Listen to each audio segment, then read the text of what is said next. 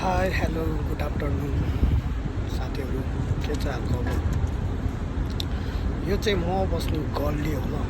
त्यसपछि यो गल्लीको सेप कुना कुनामा चाहिँ रक्सी कस्तो खाने, कुन क्वालिटीको खाने होइन भने जस्तो पाउँछ है। अब यो चाहिँ मैले चलाउने गाडी भइहाल्यो होइन। यो चाहिँ पार्किङ गरेर राखेको छु।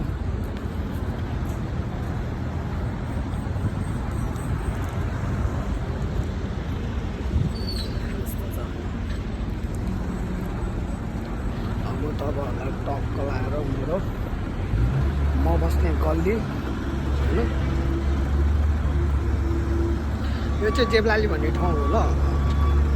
जेब्लालीमा चाहिँ अहिले सबै यो फुटपाथहरू चाहिँ बनाउँदैछ कि त्यो पहिलाको भन्दा चाहिँ सुध्रेको अहिले प्रायः सब बनाइसक्यो है। अनि म बस्ने बिल्डिङ चाहिँ यही हो।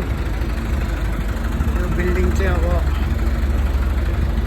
हल घुरेको बिल्डिङ हो होइन। उयो के हो यो एस भन्छ नि, यो चाहिँ केटीहरूको बिल्डिङ हो ल। यहाँ छ होइन, ऊ त्यो अगाडिको दुईवटा तिनवटा सबै केटीहरूको बिल्डिङ हो। केटीहरू मात्र बस्छ त्यहाँ चाहिँ। यो चाहिँ सब बोगाहरू बस्ने बिल्डिङ हो ल। तपाईँहरूलाई म देखाइदिन्छु होइन। मेरो कति महिना भयो यार यहाँ बसेको, म टन्नै भयो नि यहाँ बसेको नि। लगभग 13 महिना जति भयो होला म बसेको होइन। 13 महिना क्रस भइसक्यो घरबाट आएको त। अब हेरौँ कति दिन अझै चल्छ, जहिलेसम्म चल्छ होइन, चलाउनै परिहाल्यो। यस्तै त छोरा मान्छेको जिन्दगी होइन, कहिले यता कहिले उता भन्छ नि, त्यस्तै भइरहेछ जिन्दगी चाहिँ। अब पैसा कमाउने त त्यस्तै हो। अब जता गए पनि ठक्कर भन्थे होइन, अभागी खप्पर जता गयो नि ठक्कर भन्थे, त्यस्तै भइरहेछ। केही छैन, अब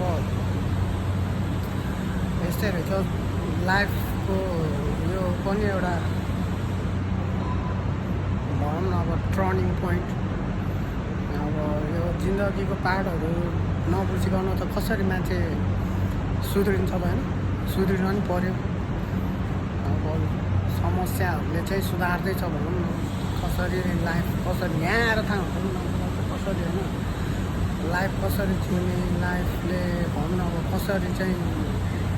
यहाँ त बाँच्नको लागि भने काम गर्नुपर्छ नि, बाँच्नको लागि भयो भने तपाईँ आफू बाँच्नको लागि भयो भने काम गर्नुपर्छ यहाँ चाहिँ, नत्र भने कामै छैन है। अब नेपालमा जस्तो काम नगरिकन बस्न त पाउँदैन, हेर्नुहोस् काम त गर्नै पऱ्यो।